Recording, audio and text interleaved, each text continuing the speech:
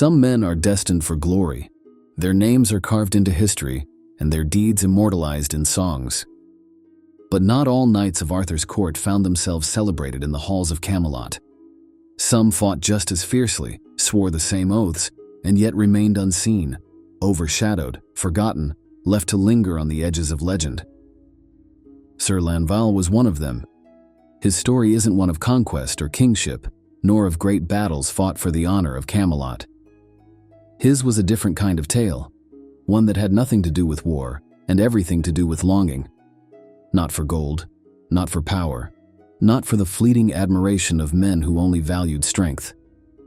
What he craved was something far more elusive, something that could not be won with a sword or granted by a king's favor. And as fate would have it, what he sought could not be found in the world of men at all. This is the story of a knight who was overlooked by those around him, only to be chosen by something beyond their understanding. A man who, when offered the riches of Camelot, turned away, not out of pride, not out of arrogance, but because his heart had already been claimed by a love that defied the laws of the mortal world. This is the story of Lanval and the Faerie Queen, from Arthurian legends. In the golden halls of Camelot, where knights drank deep from silver goblets and their victories were sung by minstrels, there was one among Arthur's company who walked in silence, his name unspoken at feasts, his deeds unheralded. Sir Lanval, though equal in skill to the famed warriors of the Round Table, was a knight without favor, a man whose presence was neither despised nor celebrated. He was an afterthought in a court where strength and loyalty were meant to forge a man's destiny. He had been born far from Camelot, the son of a king whose lands lay across the sea. But whatever wealth and honor had once been promised to him had long since faded, leaving him with little more than his sword and the name he carried. He had come to Arthur's service not as an honored prince, but as a knight without inheritance, a warrior seeking purpose in a land that did not know him. And for all his loyalty, all his prowess in battle, the rewards that came so easily to others were always just beyond his grasp. The knights of Arthur's court were not cruel, but neither were they kind. They did not mock him, but neither did they speak his name with admiration. They accepted his presence, and nothing more. When Arthur called his most trusted warriors to council, Lanval was not among them. When land and wealth were distributed, his hands remained empty. He was not disliked, merely forgotten, as if he had always been meant to walk in the background while others took their place in legend. And yet, for all that he lacked in favor, there was an undeniable presence about him. He was tall, his form lean and strong, moving with an ease that spoke of quiet confidence. His golden hair, often unbound, fell about his shoulders like a lion's mane, and his deep blue eyes carried a depth of longing that few could understand. He did not clamor for attention, nor did he seek to prove himself with empty boasts. He carried himself with a grace that needed no embellishment, a quiet dignity that only set him apart all the more. There were some who whispered that it was his pride that kept him from rising in Arthur's court, that he did not humble himself before the right men, that he did not grasp at the rewards that could have been his. But the truth was simpler. Lanval did not desire what they did. Gold and renown held little meaning for him, nor did he seek the admiration of courtiers who gave their praise freely one day and took it away the next. What Lanval longed for, though he would never speak of it, was something deeper, something that could not be won in battle or granted by a king's favor. He had seen the world of men, the way knights fought for titles, the way lords bartered their daughters in cold arrangements, the way love was whispered in the dark and discarded by morning. He had no interest in such things. If he were to give his heart, it would be for something true, something beyond the fleeting promises of Camelot. But such a thing did not exist in Arthur's court, and so he remained as he was, a knight without fortune, without land, without recognition, a man who had won battles but not acclaim, a man whose heart yearned for something he could not name, something beyond the world of men. Had fate been kinder, he might have spent his days riding into battle for a king who did not see him, drinking beside men who did not know him, and fading into history as just another nameless knight. But Lanval's path was not one of obscurity. His story was not meant to end in Camelot, for beyond the edges of Arthur's kingdom, something waited for him. Something that had been watching. Something that had chosen him long before he even knew to look for it. Beyond the lands of men, past the towering forests and unseen barriers where mortal feet dared not tread, there was a realm untouched by time. It was a place of endless twilight, where the air shimmered with unseen forces and the rivers carried reflections of things beyond human understanding. Here, in the depths of this hidden world, she ruled, not as a queen in the way men understood queenship, but as something far older, far greater, and bound by no throne but her own will. Her name was never spoken lightly, for she was not like the women of Camelot, who wore crowns forged by marriage and politics. She was a being of magic, of beauty beyond measure, and of power that could not be contained by any kingdom of men. Some called her a goddess, others a spirit of the wild, but to those few who had glimpsed her in waking dreams, she was simply the Faerie Queen. Her beauty was something no bard could truly capture, no painter could ever render. She did not belong to the world of fleeting youth, nor was she bound by the slow decay of time. Her golden hair fell in waves so luminous they seemed to glow with their own light, shifting between the pale brilliance of the dawn and the deeper hues of the setting sun. Her eyes, green as the first leaves of spring, held within them an unfathomable depth, ancient wisdom mingled with an untamed, playful mischief. Those who looked into them for too long often found themselves lost, ensnared by something they could never hope to understand. She did not need the wealth of kings, yet the treasures of the earth answered to her.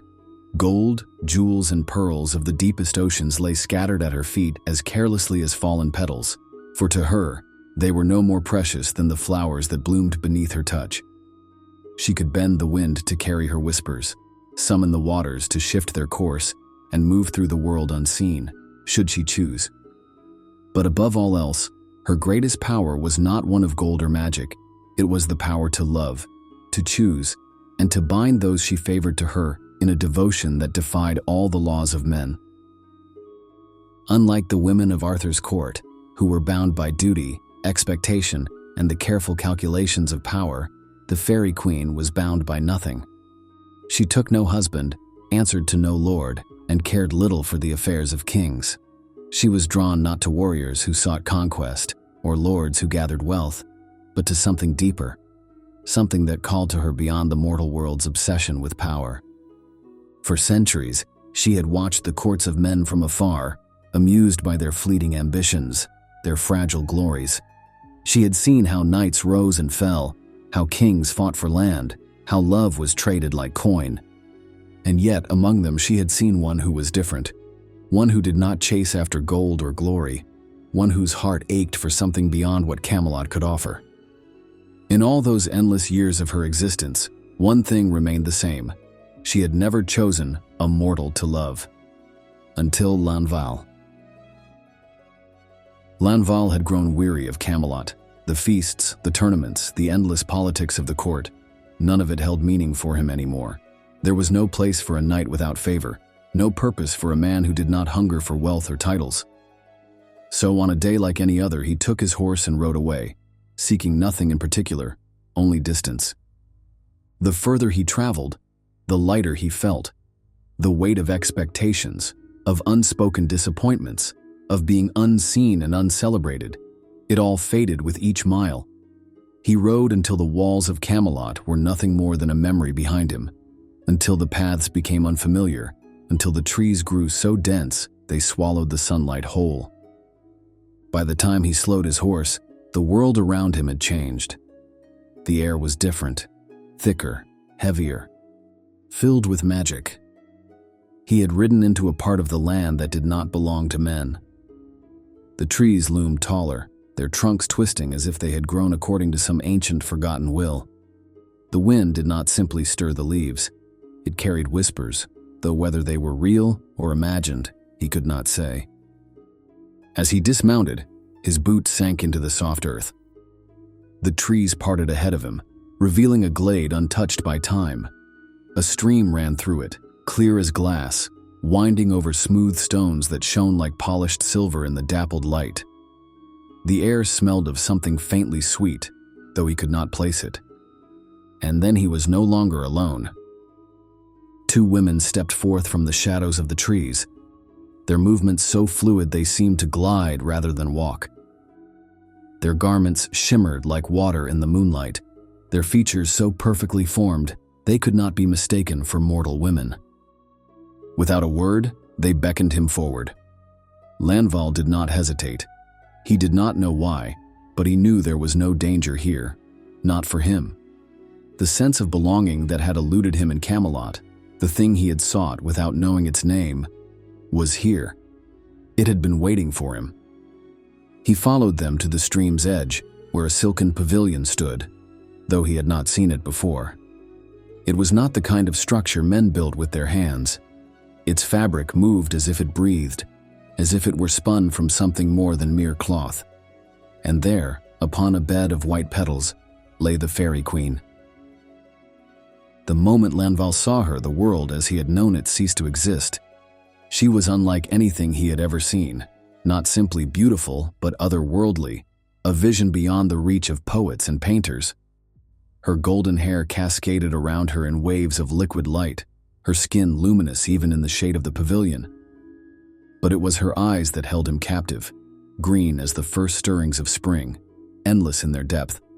They held wisdom, mischief, something unreadable, something that saw through him, past his armor, past his flesh, to the very core of who he was. He could not speak. She had chosen him.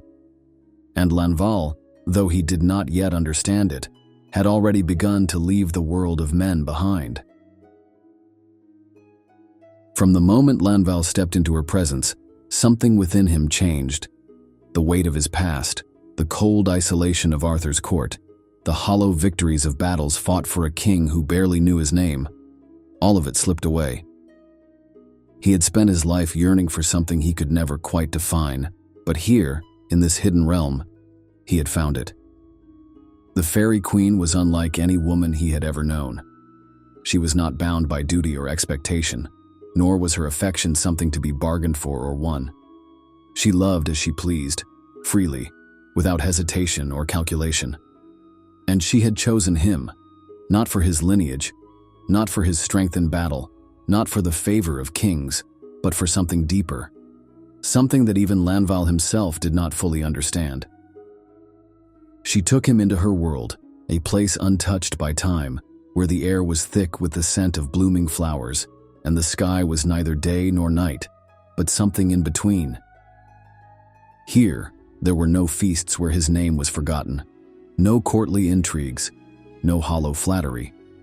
There was only her, only the sound of her laughter, the warmth of her touch, the light in her eyes when she looked at him as if he were the only man who had ever existed. For the first time in his life, Lanval knew what it was to be seen. She gave him riches beyond anything the lords of Camelot could imagine, gold enough to shame a king's treasury, garments so fine they made Arthur's court look like beggars. But these were not the gifts that bound him to her. It was not wealth that kept him returning to this hidden world. It was the way she spoke his name, the way she traced her fingers along his skin as if memorizing him, the way she carried herself with the grace of something untamed, unbroken. Yet for all the love she gave him, there was one condition. He could have everything, her devotion, her riches, a life beyond anything Camelot could offer, but only if he kept their love a secret. No one could know of her existence. No one could know that she had chosen him. If he spoke of her, if he uttered her name in the world of men, she would be lost to him forever. Lanval swore the oath without hesitation. He did not need Camelot. He did not need the favor of Arthur, the praise of courtiers, or the fleeting alliances of men who would forget him the moment he fell. He had something greater now, something real. And so he returned to Camelot, his fortunes transformed. Gold filled his coffers, his garments shimmered in the sunlight, and his horse, a gift from the Faerie Queen, carried him with a power that no ordinary steed possessed. The knights who had once ignored him now watched him with curiosity, their laughter turning to whispers. The man they had overlooked for so long had suddenly become something else, something they did not understand. He was no longer forgotten. He was no longer just another knight in Arthur's court, but no one knew why. Hey everyone, just a quick intermission here. I wanted to say thank you for watching this video. It really means a lot to me. Did you know that over 80% of you who are watching right now aren't subscribed to the channel? If you've enjoyed this content so far, it would be incredible if you could hit that subscribe button. It's a small gesture, but it really helps the channel grow and ensures that you won't miss any more of our fascinating stories we explore together. Also, if you're feeling generous, please give this video a thumbs up, leave a comment, and share with anyone else who may enjoy it. Your support really does make a difference and keeps the content coming. Thanks again, and let's get back to the story. For a time, Lanval lived in a quiet, secret bliss. He moved between two worlds, Camelot, where he carried himself with quiet confidence, and the hidden realm where she waited for him, untouched by time. In the eyes of Arthur's court, he had changed.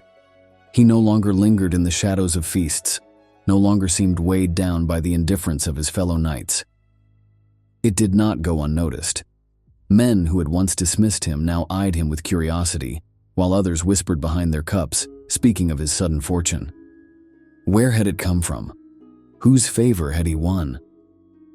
But Lanval spoke nothing of the truth. He kept his oath, never once uttering her name, never betraying the love that had lifted him out of obscurity. What did the court matter to him now? What need did he have for the approval of men when he belonged to something far greater? Yet, envy is a quiet, persistent thing. In Camelot, a man could rise by his sword, but it was rare to rise without explanation. And in the absence of answers, suspicion always took root. It was on a day like any other, beneath the soft shade of the palace gardens, that Queen Guinevere sought him out. She had watched him for some time, noting the way he moved, the way he no longer seemed to seek favor, the way he remained untouched by the court's games. To a woman accustomed to admiration, to having the eyes of every knight upon her, Lanval was an anomaly. He did not look at her as other men did, not with reverence, not with longing, not even with curiosity. Perhaps that was why she approached him. Her words were smooth, practiced. She spoke of his rise in fortune, his sudden change in demeanor. She praised his bearing, his newfound confidence, his wealth. There was a teasing lilt to her voice, an invitation under the guise of a casual conversation. But Lanval did not answer as she had expected. He was polite but distant, unmoved. That's when her tone shifted. She did not ask him outright, but her meaning was clear. If he wished for the favor of a queen, it could be his. If he sought companionship, he had only to reach for it. A life of privilege, of warmth, of being seen, she could grant him all these things. But Lanval was no fool. He saw the game for what it was, and he did not wish to play it. His heart belonged elsewhere, bound by a love that had no need for courtly intrigue. So he refused her, gently but without hesitation. Guinevere did not take rejection lightly. Her pride, sharp as any blade, turned her words to fire. She accused him of arrogance, of insult, of thinking himself above the Queen of Camelot. Her voice rose, drawing the attention of those nearby. And then, before the gathered knights, she spoke the words that sealed his fate. "If he rejects me, it can only be because his love belongs to another," she said, her voice laced with venom. "Some woman so beautiful, so perfect, that even a queen cannot compare.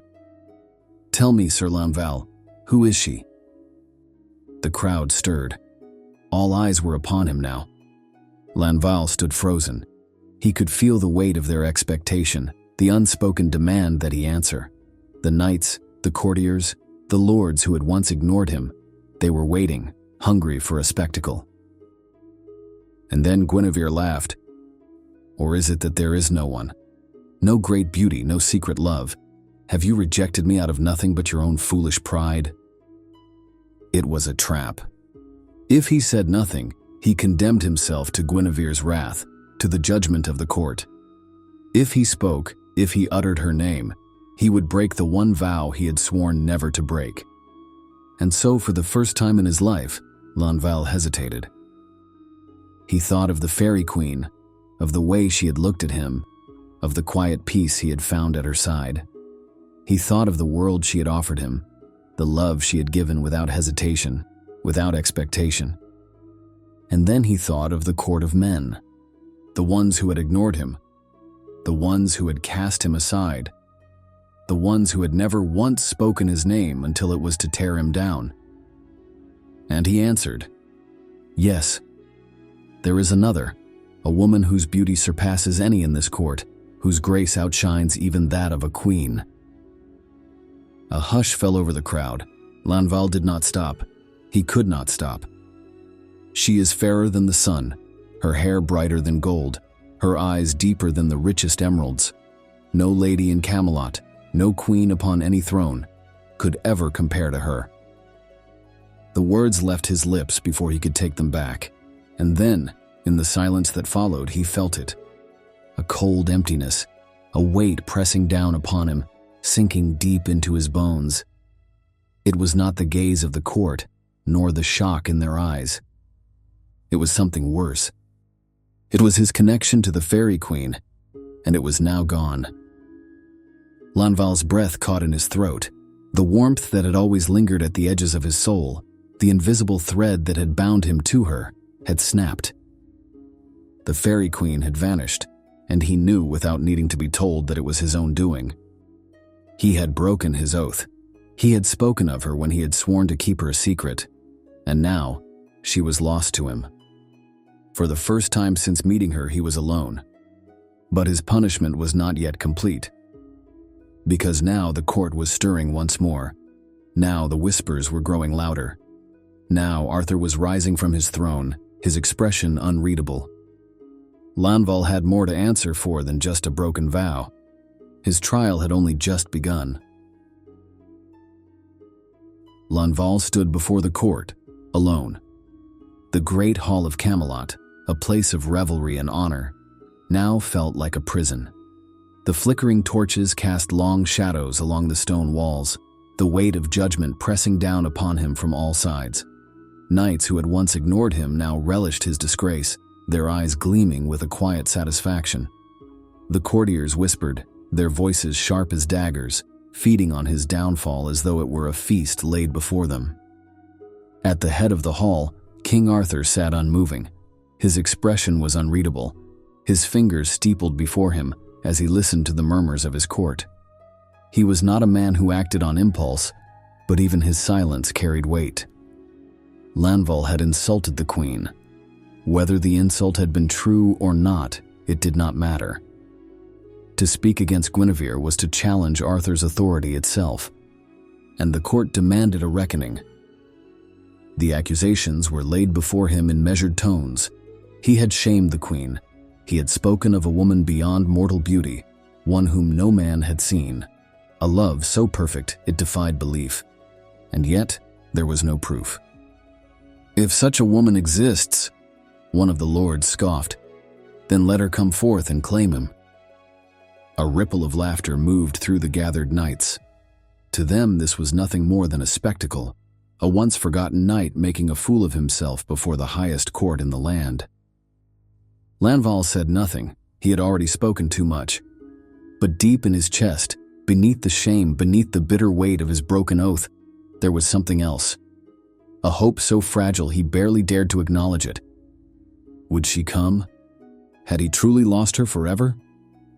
The silence stretched on, heavy, suffocating. And then the court began to stir again. "She does not come," Guinevere said, her voice smooth, victorious, "because she does not exist." The words cut through him, sharp and final. He had sworn himself to a love that no longer answered his call. He had given up everything for a world that had just turned its back on him. The sentence was clear. If he had spoken falsely, if no woman stepped forward, then he would be banished.